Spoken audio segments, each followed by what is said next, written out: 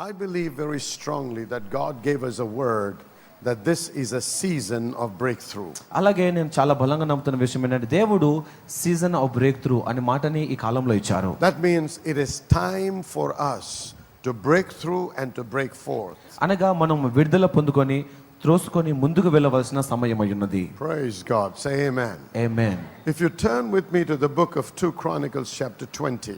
రెండవ దినవృత్తాంతంలో 20వ అధ్యాయం తెరుచుకుందాం. We will read a few verses from there. అక్కడ కొన్ని వచనాలు చదువుకుందాం. In this portion of scripture it says that it came to pass after this also that the children of Moab and the children of Ammon and them other beside the Ammonites came against Jehoshaphat to battle, and there came some that told Jehoshaphat, saying, there cometh a great multitude against thee from beyond the sea on this side Syria, and behold, they be in Hazazon Tamar, which is En-gedi. And Jehoshaphat feared and set himself to seek the Lord, and proclaimed a fast throughout all Judah. మొదటి వచనం, ఇది అయిన తర్వాత మోయాబీయులను అమ్మోనీయులను ఆ మోయానీలలో కొందరును దండెత్తి యెహోషాపాతు మీదికి వచ్చిరి. అంతలో కొందరు వచ్చి సముద్రము ఆవల నుండి సిరియన్ల తట్టు నుండి గొప్ప సైన్యం ఒకటి నీ మీదికి వచ్చుచున్నది, చిత్తగించుము, వారు హజజోన్ తామారు అను ఎనిగెదిలో ఉన్నారని యెహోషాపాతునకు తెలియచేసిరి. అందుకు యెహోషాపాతు భయపడి యెహోవా యొద్ద విచారించుటకు మనస్సు నిలుపుకొని యూదా ఎందంతటా ఉపవాస దినమును ఆచరించవలనని చాటించెను. Now when word was brought to Jehoshaphat that the enemies was coming against them, ఈ యెహోషాపాతుకి వ్యతిరేకంగా ఈ శత్రువులు వస్తున్నటువంటి పరిస్థితి ఇక్కడ. The Bible says Jehoshaphat feared and set himself to seek the Lord. యెహోషాపాతు భయపడి దేవుణ్ణి ఆశ్రయించాడు అని ఉన్నది ఇక్కడ. And proclaimed a fast throughout all Judah. యూదా ఎందంతట్లో ఉపవాసాన్ని ప్రకటించాడు ఆయన. Now this tells me that Jehoshaphat was in dire straits and he needed a breakthrough. అనగా యెహోషాపాతు ఒక అత్యవసరంలో ఉన్నాడు, వెంటనే తనకు విడుదల కావాలని అర్థమవుతుంది. There was nobody that he could turn to in this world. ఈ లోకంలో ఎవరి వైపు తిరిగినా సహాయం చేయరు ఆయనకి. He recognized and realized the only one that he can turn to for an answer is God. తన పరిష్కారం కొరకు ఒకే ఒక వ్యక్తి ఉన్నారు, ఆయన దేవుడు అని తెలుసు ఆయనకి. Let me remind you tonight that God is our only source. మీకు జ్ఞాపకం చేయనివ్వండి, దేవుడు మాత్రమే మనకు ఆధారం అయ్యున్నాడు. Amen. Amen. Don't make the arm of flesh your source. శరీరులను మనకు ఆధారముగా చేసుకొనకూడదు. The Bible says cursed is everyone that trusteth in the arm of flesh. శరీరులను తమకు ఆధారముగా చేసుకున్నవాడు శాపగ్రస్తుడు అని రాయబడి ఉన్నది. God wants you and I to recognize and realize God is our only source. నీవు నేను గమనించాలి, దేవుడు మాత్రమే మనం ఆధారము అని చెప్పి దేవుడు కోరుతున్నాడు. So when Jehoshaphat recognized that, యెహోషాపాతు ఈ విషయాన్ని గుర్తించినప్పుడు and he needed a breakthrough, ఆయనకు విడుదల కావాల్సి వచ్చింది. he said, let's fast and pray. ఉపవాసం ఉండి ప్రార్థన చేద్దామన్నాడు ఆయన.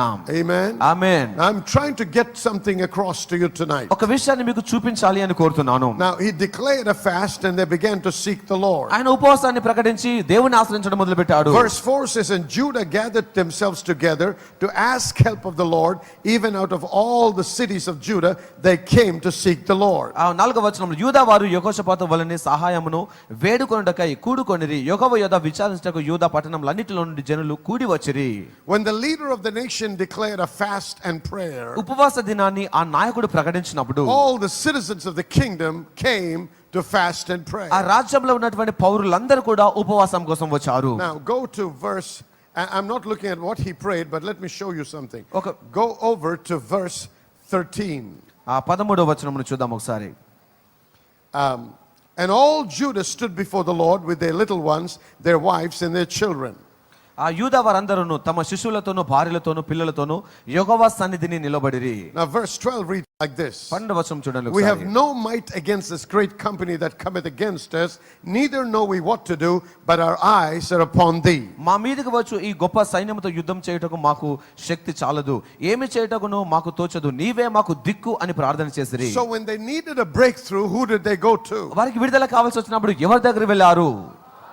When you need a breakthrough, who do you go to? నీకు విడుదల కావాలనుకుంటే ఎవరి దగ్గరికి వెళ్ళాలి? Don't look to man. మానవుని వైపు చూడకూడదు. God is the only one that can give you a genuine breakthrough. దేవుడు మాత్రమే నీకు నిజమైన విడుదల ఇచ్చువాడు. And the Bible says they sought the Lord. Bible బోధిస్తుంది వారు యెహోవాను ఆశ్రయించిరి. The seriousness of their seeking is found in their fasting. వారు ఉపవాసంలో వారు ఎంతగా వెతుకుతున్నారో అర్థమవుతుంది మనకి. It was not a casual seeking. నిర్లక్ష్యంగా వెతకడం కాదు కానీ It was intense. వారి ఆసక్తిగా To the వెతుకుతున్నారు. point that they forewent eating. వారు ఆహారాన్ని కూడా And they మానేయగలిగారు. went before the Lord and said, God, you got to answer us. దేవుని దగ్గర వెళ్ళి దేవా మాకు సమాధానం ఇవ్వాలి అని We చెప్తున్నారు. don't know what to do, ఏమి చేయాలో మాకు but తెలియదు, our eyes are fixed on you. కానీ మీ పైన మా దృష్టి పెట్టాము. Not only were the people that were the adults gathered, అక్కడ పెద్దవారు మాత్రమే కూడుకోవడం but the కాదు, Bible కానీ says even the children gathered. అక్కడ పిల్లలు కూడా కూడుకున్నారు అని And they ఉన్నది. all were praying unto God. వారందరూ ప్రార్థిస్తున్నారు Now దేవునికి. look at what verse 14. 14వ వచనం చూడండి. Then upon Jehaziel the son of Zechariah, the son of Benaiah, the son of Jael, the son of Mattaniah, a Levite of the sons of Asaph, came the Spirit of the Lord in the midst of the congregation. అప్పుడు మత్తన్యాకు పుట్టిన యెహీయేలు కుమారుడైన బెనయాకు జననమైన జెకర్యా కుమారుడును ఆసాపు సంతటి వాడును లేవీయుడునగు యెహీయేలు సమాజములో ఉండెను. యెహోవా ఆత్మ అతని మీదకి వచ్చెను. Now, I want you to understand this. ఒక విషయాన్ని గమనించాలి ఇక్కడ మీరు. When deliverance was being brought by God, విడుదల దేవుని నుంచి కలుగుతున్నప్పుడు He spoke through a man. ఒక మనుషుని ద్వారా దేవుడు The మాట్లాడాడు. Spirit of God came upon a man, దేవుని ఆత్మ ఒక మనుషుని పైకి and the వచ్చింది. man declared the purpose of ఆ God మనుషుడు దేవుని ఉద్దేశాన్ని will of ప్రకటించాడు, God, దేవుని చిత్తమును and gave ప్రకటించాడు. them instructions as to how they need to do and what they need to do to establish their victory. ఆ విజయాన్ని పొందుకోవడానికి వారు ఏమి చేయాలి, ఎలా చేయాలి అనే విషయాన్ని ఆయన సూచిస్తూ ఉన్నాడు. Whenever you cry out to God, నువ్వు దేవునికి ఎప్పుడు ప్రార్థన చేసినాను, if you study the word, వాక్యాన్ని మనం చదివితే when the people of Israel cried out to God in their need, ఇశ్రాయేలు ప్రజలు వారు అక్కడ ఉన్నప్పుడు దేవునికి ప్రార్థన చేసినప్పుడు God always sent a prophet. దేవుడు ఎల్లప్పుడు ఒక ప్రవక్తను పంపించాడు. Here he sent a prophet and gave them their answer. ఇక్కడ ప్రవక్తను పంపించాడు, వారికి పరిష్కారం ఇచ్చాడు Go దేవుడు. to the book of Judges chapter 6. న్యాయాధిపతులు 6వ అధ్యాయం తెరుచుకుందాం. In Judges chapter 6, న్యాయాధిపతులు 6వ అధ్యాయంలో the Bible says in verse 1, ఆ మొదటి వచనంలో బైబిల్ and the బోధిస్తుంది. children of Israel did evil in the sight of the Lord, and the Lord delivered them into the hand of the Midians 7 years. ఇశ్రాయేలు ప్రజలు యెహోవా దృష్టికి దోషులైనందున యెహోవా 7 ఏళ్లు వారిని మిద్యానీయుల చేతికి అప్పగించెను. Verse 6. 6వ వచనం. And Israel was greatly impoverished because of the Midianites. ఆ మిద్యానీయులను బట్టి ఇశ్రాయేలు మిక్కిలి హీన దశకు వచ్చిరి. And it came to pass when the children of Israel cried unto the Lord ఇశ్రాయేలు ప్రజలు వారి బాధను బట్టి యెహోవాకు మొర్రపెట్టిరి. because of the Midianites. మిద్యానీయులను బట్టి Now what were they crying out for? వారు దేని కొరకు ప్రార్థన చేస్తున్నారు? They needed a breakthrough. వారికి విడుదల కావాలి. Everybody say breakthrough. Break through. They needed a breakthrough and they were crying out to God for a breakthrough. వారికి విడుదల కావాలి, దాని కొరకు ప్రార్థన చేస్తున్నారు. ఇక్కడ Look at what the word says. వాక్యం ఏం సెలవిస్తుందో చూడండి. ఇక్కడ Verse 8. 8వ వచనం. That the Lord sent a prophet unto the children of Israel. ఇశ్రాయేలు ప్రజల యొద్దకు దేవుడు ప్రవక్తని పంపెను. God sends a prophet for the deliverance of his people. తన ప్రజల విడుదల కొరకు దేవుడు ప్రవక్తని పంపుతారు. When the widow at Zarephath cried out for help సారెపతి విధవరాలు దేవునికి మొరపెట్టినప్పుడు for herself and her son, తన కొరకు తన కుమారుని కొరకు God sent a prophet for her deliverance. తన విడుదల కొరకు దేవుడు ప్రవక్తని పంపించాడు. Now there is a message I want you to hear very carefully. ఒక సందేశమును చాలా స్పష్టంగా వినండి. ఇక్కడ If you go to the book of Exodus నిర్గమకాండంలో చూస్తే chapter 3 3వ అధ్యాయము verse 7. 7వ వచనం. And the Lord said, I've surely seen the affliction of my people which are in Egypt, and I've heard their cry by reason of their taskmasters, for I know their sorrows. మరియు యెహోవా ఇట్లనెను, ఐగుప్తులో ఉన్న నా ప్రజల బాధను నిశ్చయముగా చూచితిని, పనులలో తమను కష్టపెట్టు వారిని బట్టి వారు పెట్టిన మొరను వింటిని. I've seen their affliction, వారి దుఃఖము నేను I've చూశాను, heard their cry. వారి మొరను విన్నాను. Okay, so God is now getting ready to answer their cry. దేవుడు వారి ప్రార్థనకి సమాధానం ఇవ్వాలని And కోరుతున్నారు. I've come down to deliver them out of the hand of the Egyptians and to bring them up out of the land unto a good land and a large, unto a land flowing with milk and honey, unto the place of the Canaanites, the Hittites, the Amorites, the Perizzites, the Hivites, and the Jebusites. కాబట్టి ఐగుప్తుల చేతిలో నుండి వారిని విడిపించటకును ఆ దేశంలో నుండి విశాలమైన మంచి దేశమునకు అనగా కనానీయులకు, హిత్తీలకు, అమోరీయులకు, పెరిజీలకు, హివ్వీలకు, యెబూసీలకు నివాస స్థానమై పాలు తేనెలు ప్రవహించు దేశమునకు వారిని నడిపించుటకు దిగి వచ్చి ఉన్నాను. Now God is talking all this to Moses. దేవుడు ఇవన్నీ మోషతో And he మాట్లాడుతున్న says, మాటలు. I've seen the affliction, నేను వారి బాధను I've చూశాను, heard their cry. వారి మొర్రను విన్నాను. And so in verse 10 he says, 10వ వచనంలో చెప్తున్నాడు, come now, ఇప్పుడు రమ్ము, therefore, and I will send thee unto Pharaoh. నిన్ను ఫరో యొద్దకు పంపెదను అంటున్నాడు. So he says, I will send you to Pharaoh. నిన్ను ఫరో యొద్దకు పంపించదను. Why does God want to send Moses to Pharaoh? ఎందుకు ఫరో దగ్గరికి దేవుడు మోషను To పంపించాలనుకుంటున్నాడు? deliver his people. తన ప్రజల్ని విడిపించటానికి. See, you have to understand మనం అర్థం చేసుకోవాలి, that God uses prophets and men of God to deliver you out of your dilemma. మీ సమస్యలోంచి విడుదల చేయడానికి దేవుడు ప్రవక్తల్ని దైవజనుల్ని వాడుకోవడం జరుగుతుంది. Go to the book of Hosea. హోషేయ గ్రంథం తెరుచుకుందాం. Hosea chapter 12. Chapter 12 verse 13. 12-13 చదువుకుందాం. Look at this. By a prophet the Lord brought Israel out of Egypt. ఒక ప్రవక్త ద్వారా యెహోవా ఇశ్రాయేలును And by ఐగుప్తులో నుండి a రప్పించాడు. prophet was he preserved. ప్రవక్త ద్వారా ఇశ్రాయేలును ఆయన విడిపించాడు. Now I want you to understand మీరు అర్థం the చేసుకోవాలి. importance of the role of the man of God. దైవజనుని యొక్క పాత్రకున్న ప్రాముఖ్యతను అర్థం చేసుకోవాలి. See, a man of God is not a paid employee that is paid by people. దైవజనుడు ప్రజల ద్వారా జీతం తీసుకున్నటువంటి వ్యక్తి కాదు. A man of God is called of God to be a blessing to his people, and he can be the instrument in the hand of God to deliver his people out of their troubles. దేవుని హస్తంలో పరికరముగా ఉండి దేవుని ప్రజల్ని విడిపించడానికి దేవుడు వాడుకునే ఒక పరికరమే దైవజనుడై ఉన్నాడు. You don't become a man of God simply by going to a Bible seminary or a Bible college. నువ్వు బైబిల్ కాలేజ్కి సెమినార్కి వెళ్ళినంత మాత్రాన నువ్వు దైవజనుడిగా ఎంచబడలేవు.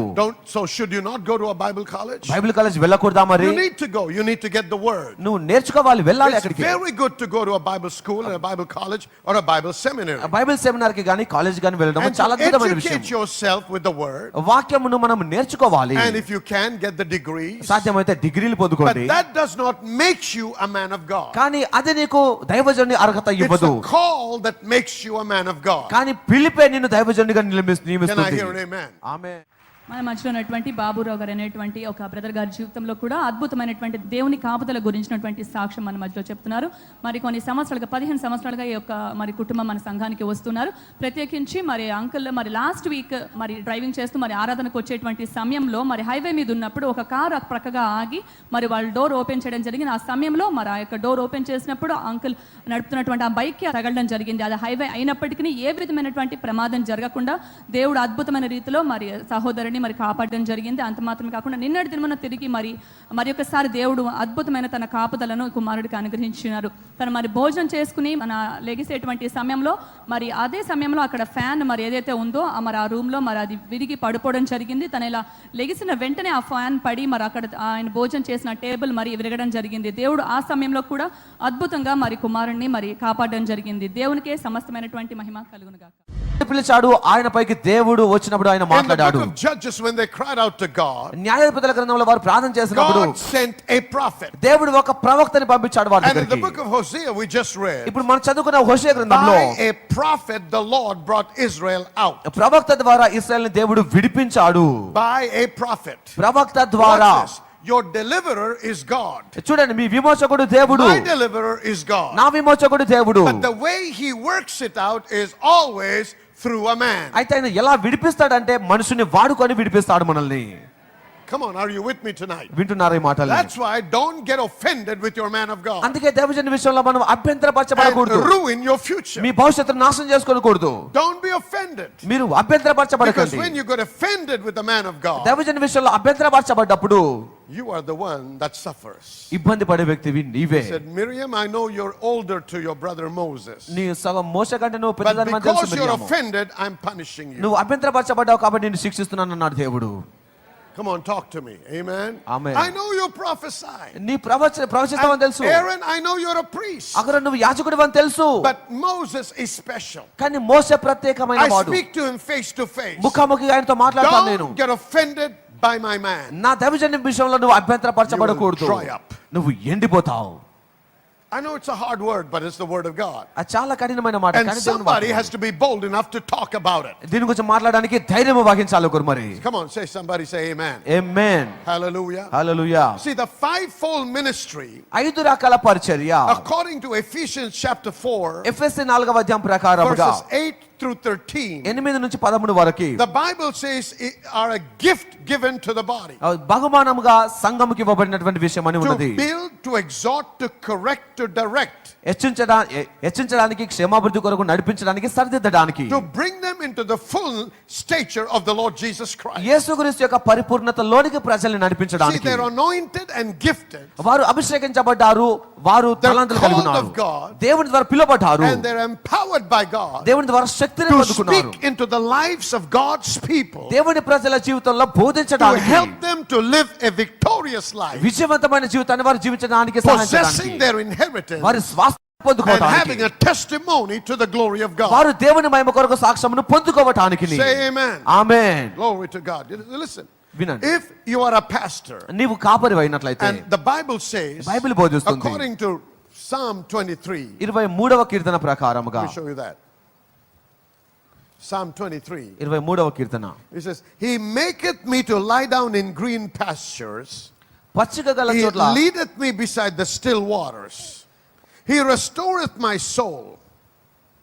పచ్చిక గల చోట్ల ఆయన నన్ను పరుండ చేయును, శాంతికరమైన జలముల యొద్ద నన్ను నడిపించుచున్నాడు, నా ప్రాణమునకు ఆయన సేద తీర్చుచున్నాడు. The pastor, the priest, the prophet, the apostle, they're guiding you in the way that will help you grow in God. దేవుళ్ళను వెదగటానికి, ఆ మార్గంలో నడిపించడానికి ప్రవక్త గాని, సంఘ కాపరి గాని, సువార్తికుడు గాని మన కొరకు నియమించబడతారు. And if you believe God has planted you in this house, దేవుడు నిన్ను ఈ సంఘంలో నాటాడని నీవు the నమ్మితే, sooner you recognize the call of God upon our lives మా జీవితంలో దేవుని పిలుపుని ఎంత త్వరగా నీవు గుర్తిస్తే, and submit to that call, ఆ పిలుపుకు మీరు లోబడితే, sooner you will be blessed. అంత త్వరగా ఆశీర్వదించబడతారు. 2 Chronicles chapter 2 verse 20. రెండవ దినవృత్తాంతంలో 2:20లో ఉంది, 20:20 20:20లో ఉన్నది. says, believe in the Lord your God, so shall you be established. నీ దేవుడైన యెహోవాను నమ్ముకుంటే నువ్వు స్థిరపరచబడతావు. Believe in his prophets, ఆయన ప్రవక్తల్ని నమ్మితే so shall you prosper. అప్పుడు నువ్వు వర్ధిల్లుతావు See, when అనుంది. you believe your prophet, నువ్వు నీ ప్రవక్తని you నమ్మినప్పుడు, believe what the prophet says, ప్రవక్త చెప్పే మాటను and you నమ్మినప్పుడు, abide by the prophetic word, ఆ ప్రవచన వాక్యంలో నువ్వు నిలబడి you ఉంటే will cause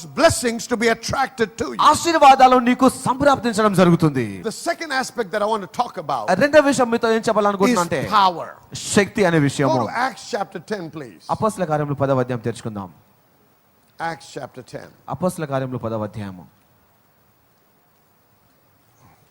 verse 38. 38 చూద్దాం. How God anointed Jesus of Nazareth with the Holy Ghost and with power, who went about doing good and healing all that were oppressed of the devil, for God was with him. దేవుడు నజరుడైన యేసును పరిశుద్ధాత్మతోనూ శక్తితోనూ అభిషేకించను అనున్నదియే.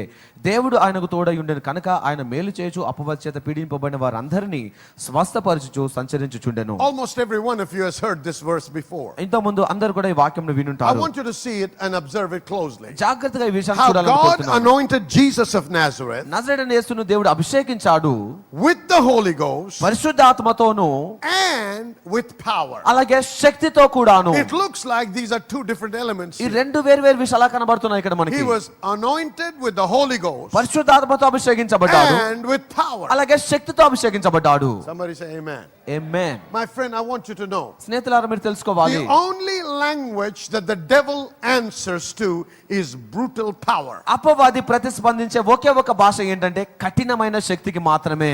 He does not understand politeness. ఆయన మర్యాద అనే భాషకు And so ప్రతిస్పందించాడు. you have to understand that this prayer that I called for నేను పిలిచినటువంటి ఈ ప్రార్థన అనేది is for empowerment. మనం శక్తిని పొందుకోవడానికి See, it's ప్రార్థన. the enemy that is blocking your way. ఈ అపవాది మన మార్గంలో It's ఆటంకపరుస్తున్నాడు. the enemy that has placed a giant before you. అపవాది మీ ఎదుట ఒక యోధుని నిలబెట్టాడు. It's the enemy that is harassing you in your health. మీ ఆరోగ్యంలో అపవాది మిమ్మల్ని ఇబ్బంది It's పెడుతున్నాడు. the enemy that is blocking your financial blessing. అపవాది ఆర్థికంగా మిమ్మల్ని ఇబ్బంది And పెడుతున్నాడు. you're not going to overcome your spiritual enemy with natural ఈ strength. సహజమైన బలముతో ఆత్మ సంబంధమైన శత్రువును జయించలేము మనము. Natural person does not have the power to overcome spiritual opposition. ఈ శారీరకమైన పురుషుడు ఆత్మ సంబంధమైన వ్యతిరేకతను జయించే శక్తి కలిగిన వాడు కాదు. We need to learn to wage war in the spirit. మనము ఆత్మలో యుద్ధము చేయడం నేర్చుకోవాలి. It's a spiritual ఇది warfare. ఆత్మ సంబంధమైన And యుద్ధము. we need to be empowered by God మనం దేవుని ద్వారా శక్తిని to పొందుకోవాలి. overcome the spiritual attacks that are coming from the enemy. అపవాది నుంచి వస్తున్నటువంటి ఆత్మ సంబంధమైన దాడిని Now జయించడానికి look at what the Bible says. ఇక్కడ బైబిల్ ఏం బోధిస్తుందో In Luke చూడండి. chapter 3, లూకా సువార్త 3వ అధ్యాయంలో, Luke chapter 3, లూకా 3వ verse అధ్యాయం 21. 21 చూద్దాం. Now when all the people were baptized, it came to pass that Jesus also being baptized and praying, the heaven was opened. ఆ ప్రజలందరూ బాప్తిసం పొందినప్పుడు యేసు కూడా బాప్తిసం పొంది ప్రార్థన చేయుచుండగా ఆకాశము తెరవబడెను. All right?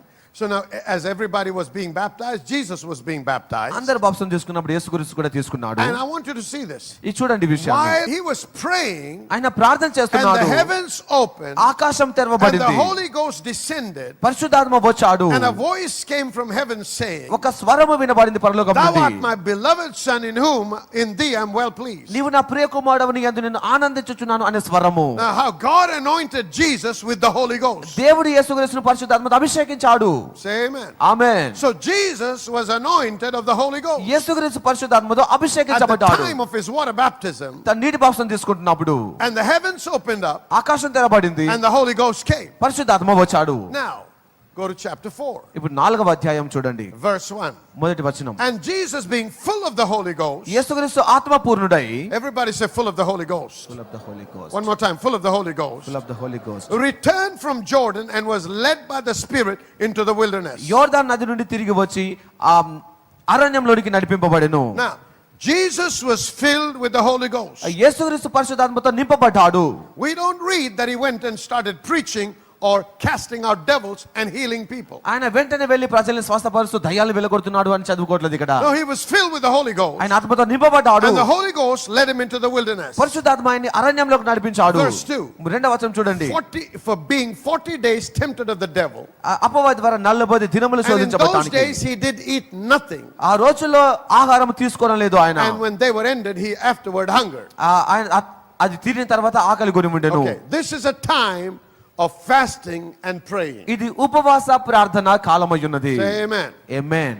Jesus was filled with the Holy Ghost. యేసుక్రీస్తు ఆత్మతో నింపబడ్డాడు. God declared, "This is my beloved Son, in whom I am well pleased." ఈయన నా ప్రియ కుమారుడు, ఈయనందు ఆనందిస్తున్నానని దేవుడు Now he is చెప్పాడు. led to the wilderness. ఇప్పుడు అరణ్యంలో And నడిపించబడ్డాడు. in the wilderness, ఈ అరణ్యంలో he is fasting for 40 days. 40 దినములు తను ఉపవాసం ఉంటున్నాడు. Now, let's read another verse. మరొక వాక్యం చదువుకుందాం.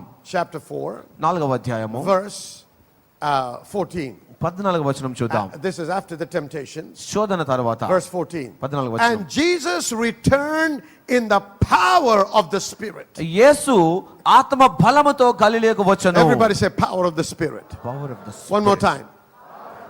That you will not find in Luke chapter 3. లూకాసు వార్త 3వ అధ్యాయంలో ఆ మాట కనబడదు మనకి. In Luke chapter 3 we read the Holy Ghost came upon him. లూకాసు వార్త 3వ అధ్యాయంలో ఆయన పరిశుద్ధాత్మ పొందుకున్నాడు But అన్నది. after the season of fasting and prayer, ఉపవాస ప్రార్థన కాలం తరువాత it says Jesus returned in the power of the Spirit యేసుక్రీస్తు ఆత్మ శక్తితో వచ్చాడు అన్నది. into Galilee. గలిలయకు వచ్చెను.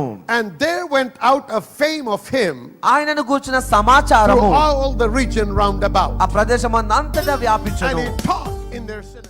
మా టీవీ ప్రోగ్రాం ద్వారా మీరు దీవించబడుతున్న విధానంను బట్టి మేము ఎంతో సంతోషిస్తున్నాం. కేవలం టీవీ ప్రోగ్రాం ద్వారా మాత్రమే కాకుండా మార్పు అనే పేరుతో మహాసభలు కూడా శామ్యుయల్ పట్టా మినిస్ట్రీస్ నిర్వహిస్తుంది. 2012లో అనేక ప్రాంతాల్లో నిర్వహించిన ఈ సభల ద్వారా అనేక మంది దేవుని వాక్య ప్రత్యక్షత పొందుకొని దేవుని రాజ్యంలో చేర్చబడ్డారు. దేవుని రాజ్యము విస్తరించుటలో అనేకులు దేవుని రాజ్యంలో చేర్చబడినట్లు నాతో ఏకీభవించిన ఈ పరిచర్యలో పాలు పంచుకుంటున్న నిబంధన భాగస్వాములందరినీ నేను అభినందిస్తున్నాను. మీలో ఎవరైనా మా పరిచర్య ద్వారా దీవించబడుతూ అనేకులకి దీవెనకరముగా ఉండాలని ఆశించినట్లయితే మీరు కూడా నిబంధన భాగస్వాములుగా చేరడానికి ఈ స్క్రీన్ మీద ఉన్న నంబర్లను సంప్రదించండి. దేవుడు మిమ్మల్ని దీవించును గాక. ఆమేన్.